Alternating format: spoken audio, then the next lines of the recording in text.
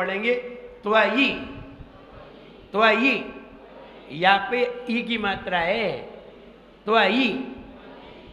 ज्ञानम यथा त्वयि, इसलिए तुमने हमारा सुना नहीं सही, हम कैसे बोल रहे हैं, तुम तो अपना अपना जैसा बोलना है। ज्ञानम यथा त्वयि विभाति कृतावकाशम,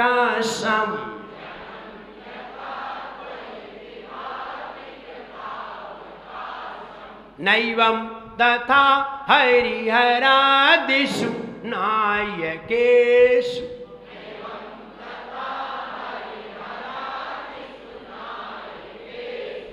तेजो महामनीषु याति यथा महत्त्वम्,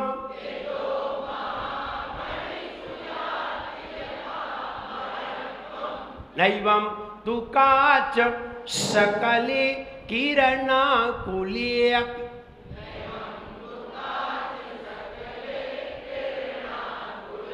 नैवं तु काच सकले किरणाकुले।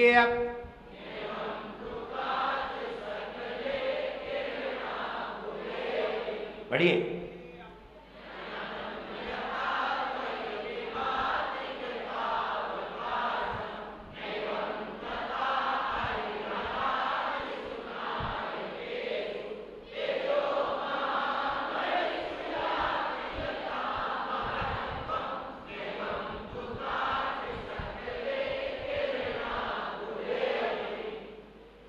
कुले अपि। Any problem? All of you clear? दो शब्द महाराज जी सिखा दीजिए आप। बोलो।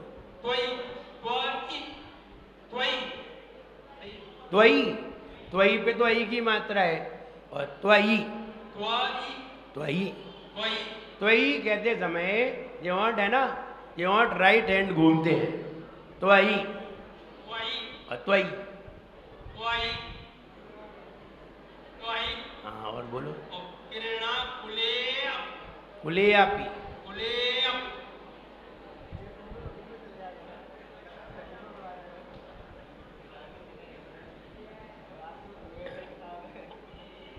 प्रैक्टिस तो करना ही पड़ेगी, और हम प्रैक्टिस नहीं करेंगे तो हमें ऐसी चीज़ें प्राप्त नहीं होंगी। आप बस इतना विचार करिए, आप इतने लोग बैठते हैं जो, तो हमें मालूम है भिंड में इतनी ही क्रीम है, छाछ तो बहुत है, क्योंकि क्रीम लोग वे हैं जो क्रीम को समझते हैं, जो मूल चीज को समझते हैं। वो अल्लाह वाले होते हैं, वे अलग होते हैं, अलग होते हैं। और कोई लोग ऐसे ऐसे भी होते हैं जो कहते नहीं नहीं, हमें जब पीले चावल भेजे जाएंगे तभी हम जाएंगे, ऐसे भी होते हैं, है ना। लेकिन कुछ क्रीम होते हैं जो मूल चीज समझते हैं, हाँ मूल चीज ये है। आप लोग ये महसूस करोगे कि हाँ ऐसी चीज हमें अभी तक मिली नहीं है, ये तो महसूस होता होगा, और ऐसा नहीं आगे भी करोगे, क्योंकि आगे मुझे मालूम है आगे भी महसूस करोगे। इतना शुद्ध कैसे बताया जाएगा, कौन बताएगा, विचार करो, कौन बताएगा।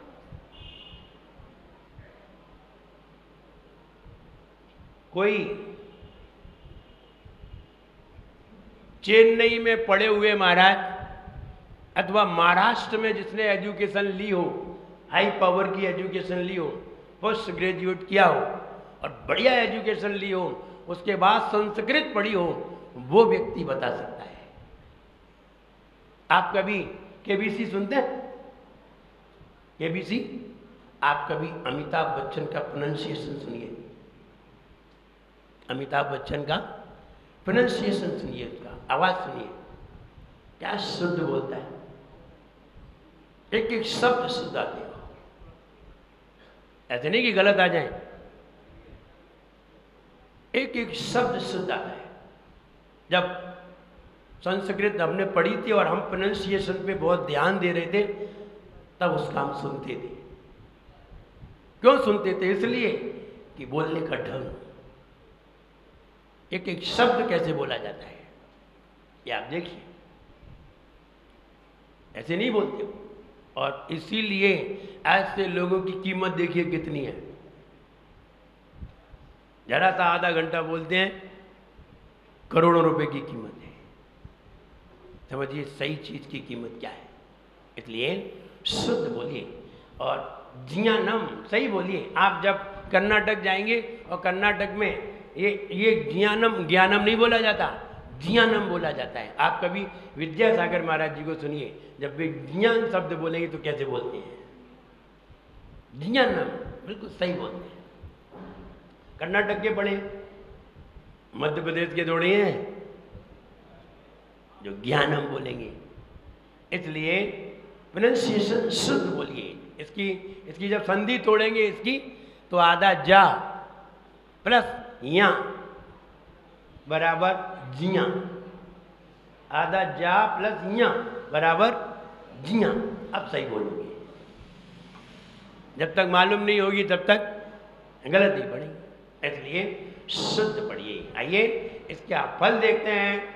संतान संपत्ति सौभाग्य प्रदायक।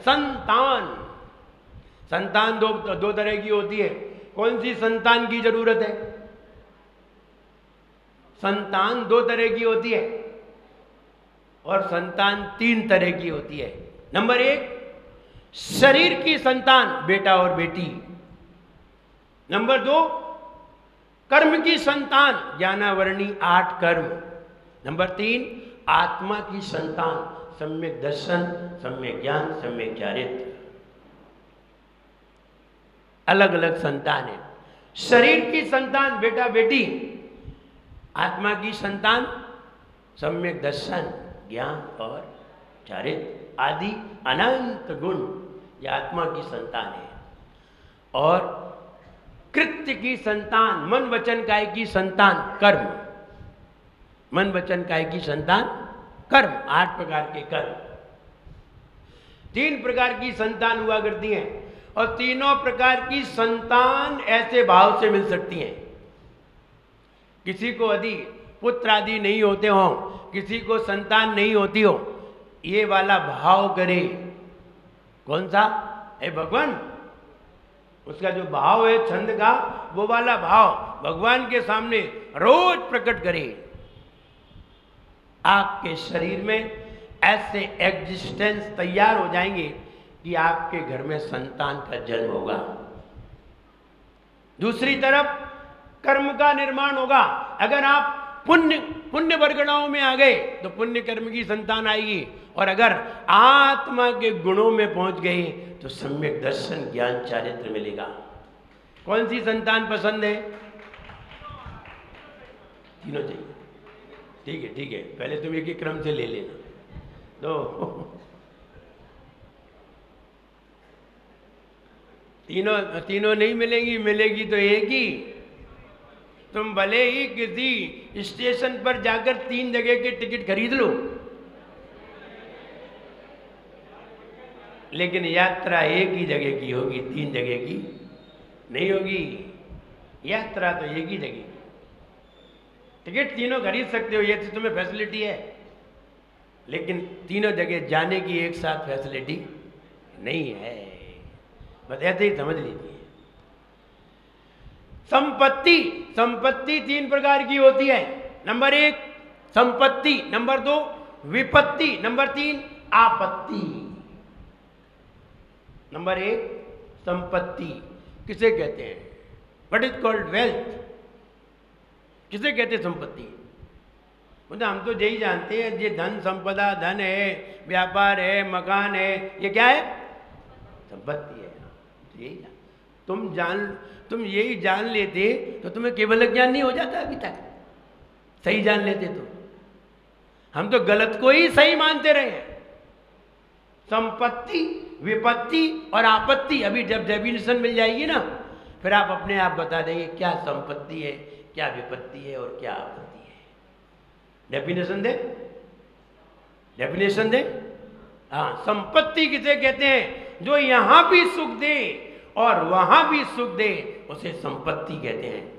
बराबर संपत्ति, यहां भी सुख दे और वहां भी सुख दे, यहाँ भी खुशी पैदा करे, वहाँ भी खुशी पैदा करे, उसे संपत्ति कहते हैं। विपत्ति, यहाँ भी दुख दे और वहाँ भी दुख दे, इसे विपत्ति कहते हैं। आपत्ति, जो यहाँ पर तो साथ में हो पर वहाँ पर साथ में न हो, जो यहाँ पर तो साथ में हो पर वहाँ पर साथ में न हो, उसे क्या कहते हैं? आपत्ति। मकान क्या चीज है? संपत्ति, विपत्ति, आपत्ति, तीनों में से मकान क्या चीज है? आपत्ति। समझ में आ गई? आगे समझ में? पत्नी क्या चीज है? संपत्ति, विपत्ति, आपत्ति। क्या है? वो एक गीत आता है, जब से हुई है शादी आफत गले पड़ी है, आंसू बहा रहा हूं और हाँ, जब से हुई है शादी आंसू बहा रहा हूं, आफत गले पड़ी है। ये बताओ विपत्ति क्यों नहीं गई इसे? इसको संपत्ति क्यों नहीं कहा? आफत ही क्यों कहा? विचार करिए। इसको ना तो संपत्ति कहा, ना विपत्ति कहा, सिर्फ आफत कहा। आफत माने आपत्ति। जो यहाँ तो साथ में हो पर वहाँ साथ में न जाए, उसे क्या कहते हैं? आफत। ये शरीर क्या है? आफत है। ये सारी दुनिया आफत है। और इसमें जो हम आत्म ध्यान करते हैं, भगवान का गुणगान करते हैं, यहाँ भी आनंद आता है और इसका परिणाम वहाँ भी आनंद है। यहाँ भी आनंद और वहाँ भी आनंद। ये हमारी संपत्ति है। भगवान का गुणगान, भगवान का यशगान, भक्तामर का पाठ, ये क्या है? हमारी संपत्ति है। और हम जो झंझटों में लगे हुए हैं, राग देश के कसायों के झंझटों में लगे हुए, ये विपत्ति है। यहाँ भी दुख, वहाँ भी दुख, विपत्ति। और यहाँ तो है लेकिन वहाँ साथ में नहीं है। वो क्या है? आफत। अपने आप समझ में आ जाएगी क्या क्या आफत खड़ी कर ली हमने, कितनी आफतें खड़ी कर ली हैं। बताओ, मोटर लेके आए, कार लेके आए, स्कूटर लेके आए, मकान बनाया, कोठी बनाई, अब क्या करोगे जाए बताओ? ये जितने ज्यादा है उतनी ही आफत है। जितनी ज्यादा है उतनी ही आफत है। कोई व्यक्ति की 3 पत्नी हो, बताओ कितनी आफत है उसकी? 3 हो तो कितनी आफत है? बहुत आफत। व्यक्ति लकड़ आ रहा था, कुल्हाड़ी लेकर के गया, कुएं पे जाके सो गया। बोले सवेरे जंगल में से लकड़ी काट करके घर ले जाएंगे, और कुएं पे पाट पे सो गया। हुआ ये, रात्रि में उसकी कुल्हाड़ी सरक गई। सिरहाने रखे हुए था, इधर उधर सरकाई होगी, कुल्हाड़ी कुएं में चली गई। अब कुएं में कुल्हाड़ी चली गई, एक ही कुल्हाड़ी, लकड़ आ रहा, लकड़ी काटता बेचता, बेचारा क्या करा? खूब रोया। अब क्या करें, अब कुल्हाड़ी कहाँ से आएगी? खूब रोया। अब रोया तो हुआ ये, उसे मालूम था, उसे एक बात मालूम थी, उसे एक मुनि महाराज मिले थे। तो मुनि महाराज मिले थे तो उन्होंने कहा था, जब भी तुम्हें कोई कष्ट हो तो अरहंत सिद्ध बोलना। बेचारा अनपढ़ आदमी क्या जाने, तो वो अरहंत सिद्ध कहने लगा। अरहंत सिद्ध, अरहंत सिद्ध, अरहंत सिद्ध, हमें बहुत दुख है, मेरा दुख दूर करो, अरहंत सिद्ध। हुआ ये, एक देव आया। देव ने कहा क्या हो गया, क्या बात? उसके प्रभाव से, अरहंत सिद्ध के प्रभाव से देव आया। तो देव ने कहा क्या बात है? बोले हमारी तो कुल्हाड़ी गिर गई इसमें, और कुल्हाड़ी नहीं होगी तो हम लकड़ी कैसे काटेंगे? देव फटाक से नीचे गया कुएं में, और अंदर गया, एक सोने की चमचमाती हुई कुल्हाड़ी लेके आया, शानदार सोने की। लो अपनी कुल्हाड़ी। नहीं नहीं नहीं नहीं, ये मेरी कुल्हाड़ी नहीं है, ये नहीं है मेरी कुल्हाड़ी। अरे बोले कितना ईमानदार व्यक्ति है, हम सोने की कुल्हाड़ी दे रहे थे, जिंदगी भर का दुख खत्म कर रहे हैं, ये फिर भी नहीं ले रहा है, कितना ईमानदार। ये तुम्हारी नहीं है? बोले नहीं, कुएं में तो यही थी। नहीं नहीं, ये मेरी नहीं है। गया, दोबारा गया, चांदी की ले आया चमचमाती। ये वाली है, ये लो। नहीं नहीं, ये भी नहीं, ये भी मेरी नहीं है, चांदी की मेरी नहीं, मेरी तो लोहे की थी। तो उसने, कितना ईमानदार व्यक्ति है। देव बड़ा खुश हुआ और गया, अंदर गया और उसकी लोहे की कुल्हाड़ी ले गया। बोले ये वाली? हाँ यही मेरी है। और अपनी कुल्हाड़ी ले करके अपनी जंगल की लकड़ी काटी और चल दिया घर पे। बाजार में बेच करके घर पे आया, अपना खाना पीना खा के सो गया। एक दिन फिर वो काटने, फिर वो जंगल में जा रहा था, लेकिन उसने उन्हें तीनों कुल्हाड़ी दे दी। सोने की भी ले जाओ, तुम बहुत ईमानदार आदमी हो, सोने की भी ले जाओ, चांदी की भी ले जाओ और ये भी ले जाओ। देव था, ले तो आया, नहीं ले जा रहा था तो वो नाराज हो रहा था, तो वो ले आया, तीनों ले आया। सोने की भी लाया, चांदी की भी ले आया और लोहे की भी ले आया। अब लाया, घर पे रख दी। एक दिन पत्नी को लेकर के जंगल जा रहा था, ससुराल जा रहा था, उसी कुएं पे रात हो गई, सो गया। हुआ ये, रात में पत्नी सरक गई।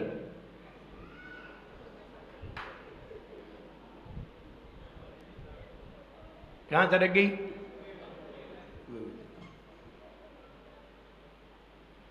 अब फिर रो रहा था, हरण सिद्ध हरण सिद्ध हरण सिद्ध। देव फिर आया, बोले क्या हुआ? अब फिर कुल्हाड़ी गिर गई क्या? बोले नहीं नहीं, अब की बार कुल्हाड़ी नहीं गिरी। बोले फिर? बोले पत्नी सो रही थी, सो सरक गई। बोले पत्नी गिर गई? बोले निकाल के लाते। पत्नी निकाल के लाया, तो पत्नी लेके आया ना, तो पहली बार वो हेमा मालिनी को लेके आया। बोले ये? बोले हाँ चाहिए। अरे बोले ये तो बदमाश हो गया, हम तो समझते थे बहुत ईमानदार होगा। बोले हाँ चाहिए। तो जैसे ही उसने कहा यही है, तो देव तो ईमानदार समझ रहा था कि ये मना करेगा, और मना करेगा तो हम दूसरी निकालेंगे, फिर तीसरी बार इसकी लेके आएंगे। लेकिन पहले में ही उसने कह दिया हाँ चाहिए, तो उसे बड़ा खराब लगा। उसने कहा यही है, ये तो तुम्हारी नहीं है, ये तो बम्बई की है। नहीं बोले यही है। तो उसने कहा नहीं ये नहीं है तुम्हारी। तो बोले अच्छा तुम ये बताओ, पहले तो तुम इतने ईमानदार थे, पहले तुम्हारी कुल्हाड़ी गिर गई थी, और सोने की कुल्हाड़ी हमने तुम्हें दिखाई थी, तुमने मना कर दी थी, और चांदी की दिखाई थी, तुमने मना कर दी थी, फिर लोहे की दिखाई थी, तब तुमने कहा था ये मेरी है, और ये तो तुम्हारी पत्नी थी नहीं, तुमने ये क्यों कहता कि मेरी है? बोले आप समझते नहीं। बोले क्या नहीं समझते? बोले हम ये मना करते ये मेरी नहीं है, तो तुम दूसरी ले आते, और फिर दूसरी ले आते, फिर हम ये कहते ये भी मेरी नहीं है, फिर तुम तीसरी में मेरी लेके आते, और फिर मेरी भी तुम टिका जाती, ये दोनों हमें टिका जाती।